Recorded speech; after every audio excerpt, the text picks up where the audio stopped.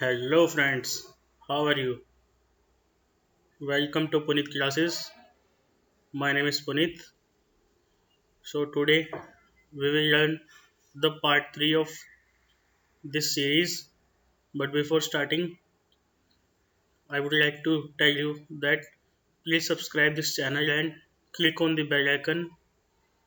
And one more thing that this video is also important for those students who are studying in Delhi universities, BCom third year, and they have a subject name business communication. So now we will start this video. So today we are going to learn new things. So let's start. It is a part 3 of business communication, and in this video we will discuss about directions of communication. As we all know that without communication we cannot live. So in direction of communication we are always so casual and relaxed when talking with friends, but always so careful and serious when we talk with our elders. At the workplace, too, all communication depends upon the levels of the communication. So, as we all know, that we are so much careful while talking with elders. Now, the direction of communication has 5 steps.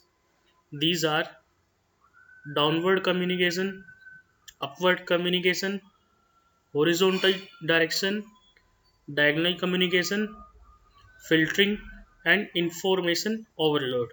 So, these are the 5 steps by which the communication directions is used in an organization. So, move to the next slide. In this slide, we will discuss about downward communication.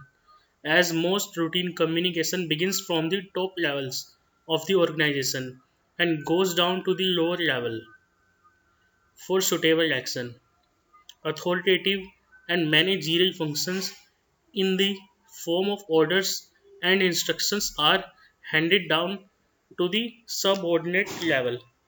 As we all know that in this communication, the way of direction goes from top to bottom, and in this communication it is interdependent.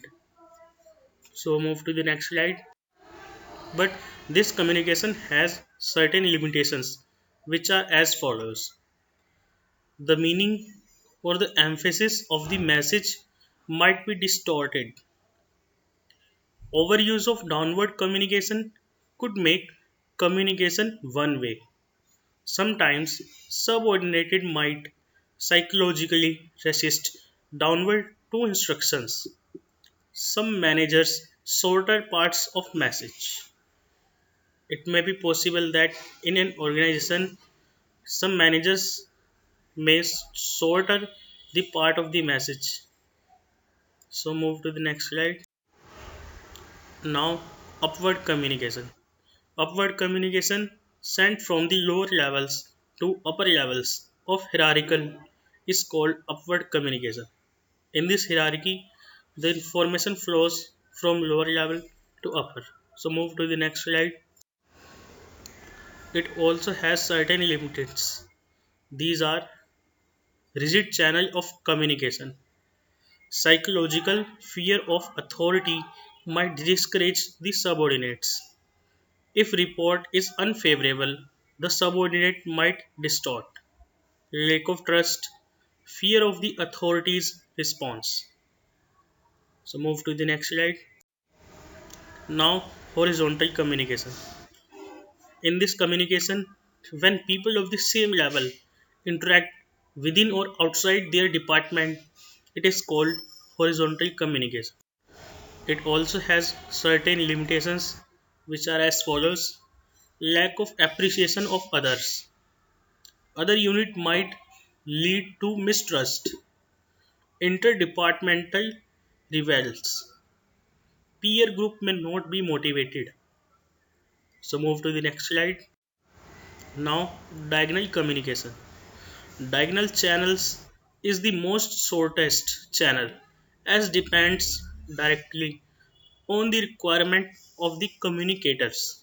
So in diagonal communication, the direction of the communication as follows as the requirement of the communicators. So it also has certain limitations that are the bypass reporting superior may not cooperate. Superiors may resist taking orders. Over reliance on diagonal channel might disrupt routine lines. Direct communication might interfere in the other's zone. So move to the next slide. Now filtering and information overload. It is the last stage of direction of communication. So in this two parts are there. One of them is filtering and second one is information overload.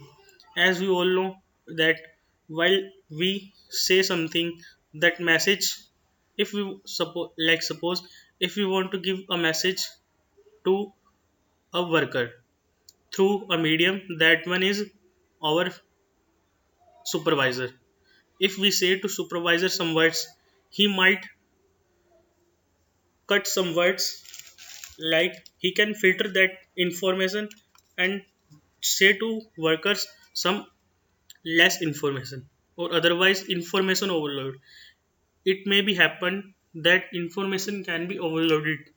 So let's see what is there. Filtering: when information is shifted or parts or of it are withheld, it is called filtering. Filtering should be con with due judgment to avoid miscommunication. Information overload: too much information with one person leads to information overload. This is all for today. Thank you. If you like this channel, then please subscribe this and click on the bell icon in your right side. Thank you so much.